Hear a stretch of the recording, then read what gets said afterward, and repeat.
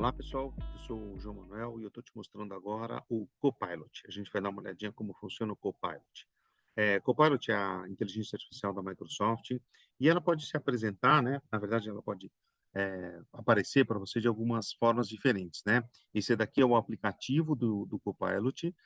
Eu pedi para ele entrar no módulo anônimo, então eu não consigo fazer todas as minhas funcionalidades, mas depois a gente vai dar uma olhada como é que eu posso entrar isso no navegador, usando o Microsoft Edge, que é o navegador da Microsoft que já tem o Copilot embutido. Eu consigo fazer upload de imagem, fazer upload de alguns outros arquivos, e ele vai buscar algumas respostas que a gente tem lá na internet, tá?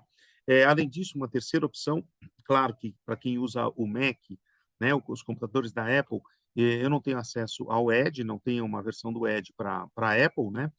Mas eu tenho como acessar o Copilot por um outro navegador, né? Então, se eu tiver aquela conta 365 do Office 365, pode ser do Hotmail, Outlook, Live, ou mesmo a sua conta empresarial ou sua conta estudantil, você também vai poder acessar o Copilot. O Copilot se comporta um pouquinho diferente das outras inteligências artificiais, porque justamente ele está atrelado a uma conta da Microsoft, né?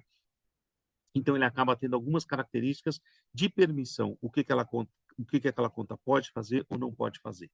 No caso das contas corporativas, ele, por exemplo, tudo que você faz de pergunta para ele não alimenta a base de dados, né, aquela base de aprendizado do resto das pessoas fora daquela corporação. Então, se a gente precisa fazer alguma coisa com dados sensíveis, é bem interessante que a gente esteja numa conta logada, tá? Aqui não, aqui a gente vai fazer alguma uma pergunta simples, né? Alguma dessas sugestões que o próprio Copilot faz para a gente, né? De sugestão, ou eu posso pegar, por exemplo, aqui eu peguei, já tinha feito uma pergunta para ele, né? Mostra-me 3 exercícios simples para fortalecer meu abdômen que não precisa de equipamento de ginástica, né? Calistenia.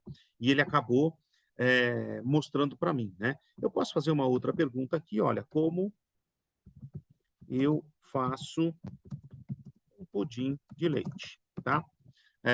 Faço a minha pergunta normalmente, né? Tem aquele meu botãozinho de enviar, bem parecido com os outros chats que a gente já conhece, né? Já viu aqui, o que você já viu aí no seu dia a dia, né? E ele faz lá uma receita de um pudim de leite, né? É importante a gente só falar aqui que a grande diferença de usar uma inteligência artificial e usar o Google é que provavelmente o Google daria várias conexões para a gente poder escolher qual seria a nossa melhor receita, né? Inclusive, uma das opções ou várias daquelas opções podem ser patrocinadas, né? A pessoa que desenvolveu aquilo paga para o Google e ele aparece lá no topo da nossa lista. No caso da inteligência artificial, do modo que a gente está utilizando, né?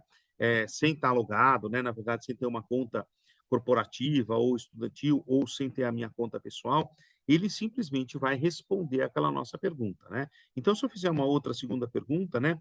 O que fazer o que fazer numa viagem de 3 dias para Paris, tá?